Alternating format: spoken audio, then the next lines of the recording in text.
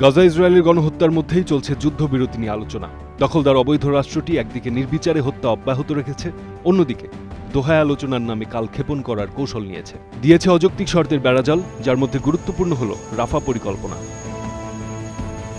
গাজার দক্ষিণ প্রান্তে মিশর সীমান্ত ঘেঁষে অবস্থিত রাফা, এই ছোট্ট সীমান্ত পথ এখন বিশ্বের নজর কাড়ছে।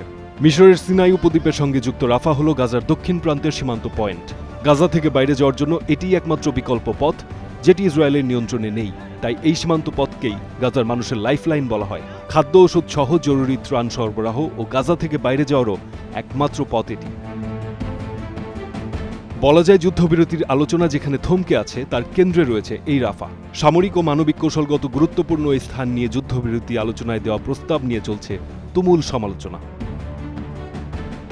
ইসরায়েলের দাবি, এই রাফাতেই হামাসের নেতারা লুকিয়ে আছেন, এখানেই আটক রয়েছেন জিম্মিরা। তাই রাফায় সামরিক অভিযান আরও বিস্তৃত করতে চায় ইসরায়েলি বাহিনী। রাফার সীমান্ত পথ নিয়ন্ত্রণ করে আসছে মিশর। তারাও চায় না সীমান্তের ওপারে এমন পরিস্থিতি তৈরি হোক যাতে লাখো ফিলিস্তিনি এই সীমান্ত পেরিয়ে সিনাইতে স্থায়ীভাবে আশ্রয় নেয়। বিশ্ব নেতারাও বলছেন রাফায় পূর্ণাঙ্গ অভিযান যুদ্ধবিরতির পথে বড় বাধা।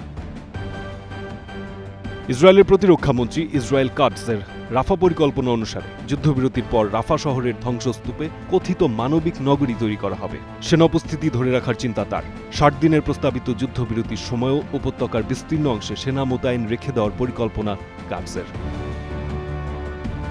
সে পরিকল্পনা অনুযায়ী প্রাথমিকভাবে প্রায় ৬ লাখ ফিলিস্তিনিকে জোর করে সরিয়ে নেওয়া হবে ওই কথিত মানবিক নগরে। শনাক্তকরণ প্রক্রিয়া সম্পন্ন করে তাদের চারদিকে ঘেরা এমন জায়গায় রাখা হবে যেখানে থাকবে কঠোর নজরদারি ও চলাচলে বিধিনিষেধ।